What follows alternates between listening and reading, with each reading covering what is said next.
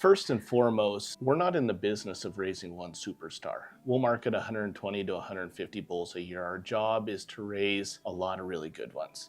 And the first impression I want when they walk through the pens is, hey, I can leave here with a set of bulls that are three-quarter brothers, that are uniformed, that'll go out and do a job for me. And I want to be able to provide big sire groups for those guys. But the second touch I want with them is the power of our promise that we stand behind those cattle. And I think we carry that, with the way that we work with them so closely and help them market the females, help them market the Baldy calves, wash them through the feedlot.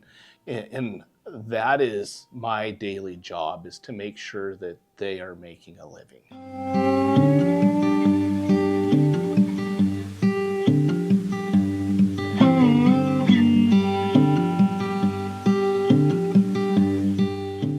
Durbin Creek Hereford sits in the Bighorn Basin of Wyoming, which is essentially, we're surrounded by the mountain ranges of Wyoming. We have the Absarokas on one side of us and the Bighorns on the other. So we're a high elevation operation. The ranch headquarters here sits at 6,000 feet and we run to 9,000 feet.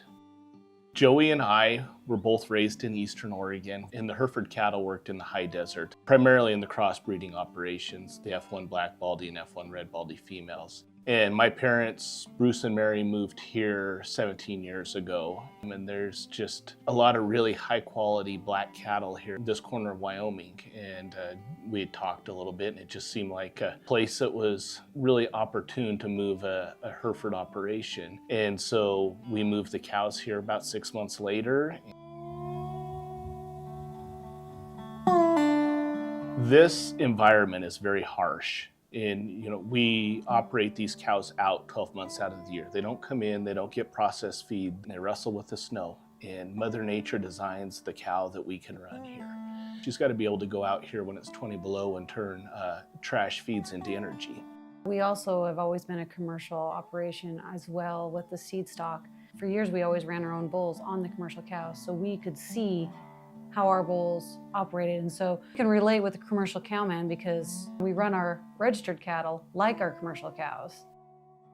Folks in this country got so turned off of Hereford cattle 30, 40 years ago, and the Hereford as a breed has come so far over these last few decades that they just haven't even looked into it. And then to look into, hey, there's a producer that's running cattle just like you are. Their registered cows are out in the environments, in the mountains, doing the things that your cattle do every day. In some cases, I know for a fact these guys are running cattle tougher than some of the people that could come buy their cattle. And that's important. If you can buy a set of genetics that'll move the needle and also hold up, that's kind of a win-win. Hybrid vigor is the greatest secret of the American cow herd. This part of the world was settled on the back of a longhorn cow. They started losing that performance, and so then the Hereford bull he was king of the West. We got complacent as Hereford breeders, and the Angus breeders were aggressive, and they stepped in and they took our market share. And now this Western cow herd is black, and she needs something for some hybrid vigor, and the Hereford is just a logical choice.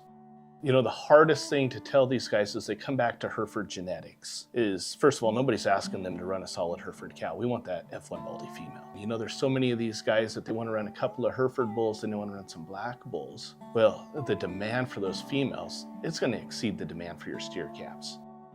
Russ Kiltz he'll have a big set of heifers in our bull cell. And man, the Hereford bull battery that guy runs and what we can do with his heifer calves is pretty phenomenal. It's neat on the other end. We've talked to some of the customers who have purchased those heifers in the past and how well they have worked in their program and how they breed up as first calf heifers and then come back the second year. It's a testimony to both his product and ours.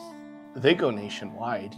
I sold a set of red Baldies last fall that went to Colorado through a heifer development program, and there was 200 head of heifers in that deal. They AI'd them and then walked cleanup bulls for 30 days, and they got a 97% conception rate.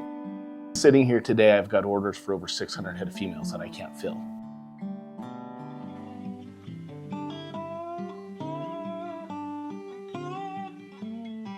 I have got to go through their bulls a lot, and I like structurally, feet, legs, depth, they're good that way, very good. It's very rocky and rough terrain, and they travel very well and get cows covered. We had one bull that didn't work, and Wyatt and Bruce stood behind it and got us another bull. They took care of the issue. They're very knowledgeable, good cattlemen, and I appreciate that, and I want their genetics in my herd. What you come and see sale day, what's nice about these cattle is that look it's not a one-day kind of a deal.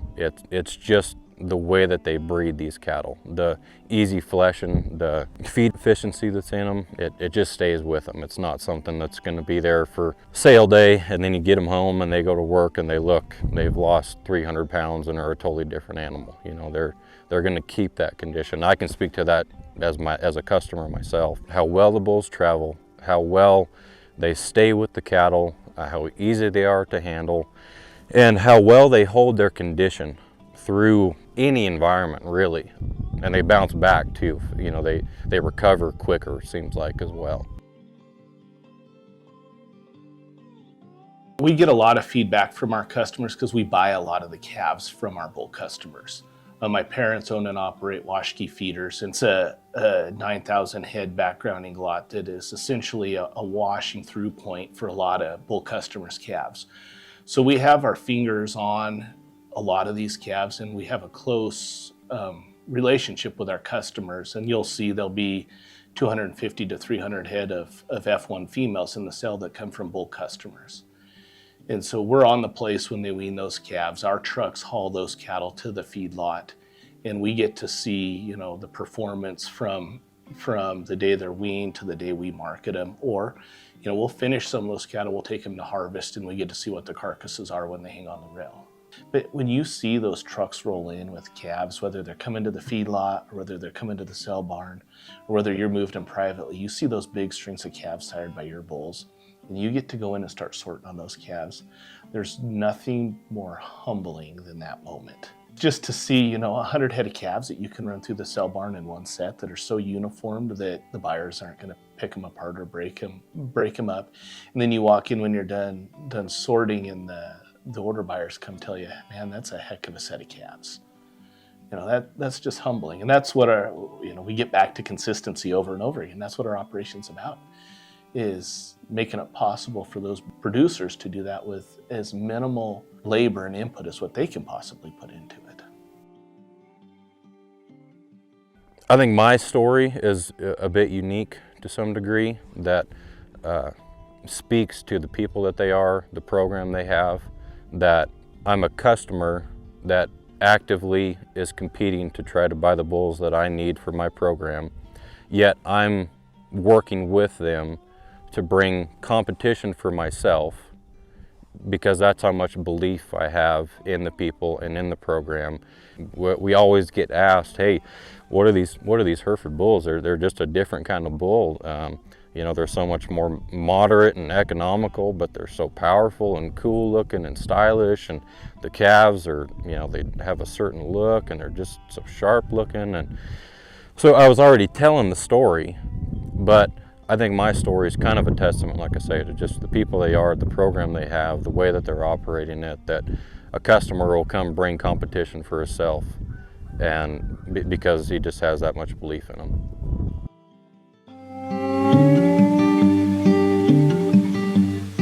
They're just super family oriented. Everything they do is with their family.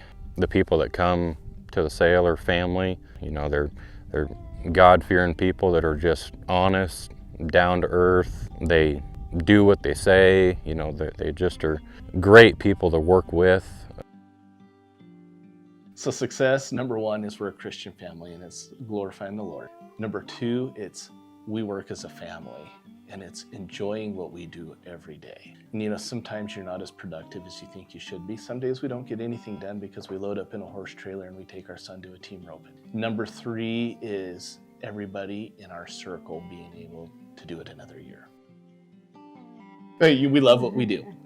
Yeah, I think we just love the lifestyle. I remember when I was about Cooper's age. I had had a rough day. I worked for my folks at the ranch, and I came into the kitchen and I slammed the door, and my mom was washing dishes, looking out the window. I said, I'm never going to marry a rancher. And my mom didn't even blink. She's like, yep, I said the same thing. And then here I am today, and it's just so, it's funny. We're addicted to the lifestyle. She still didn't want to, but it was my good looks and my clever wit that brought her back. Something like that.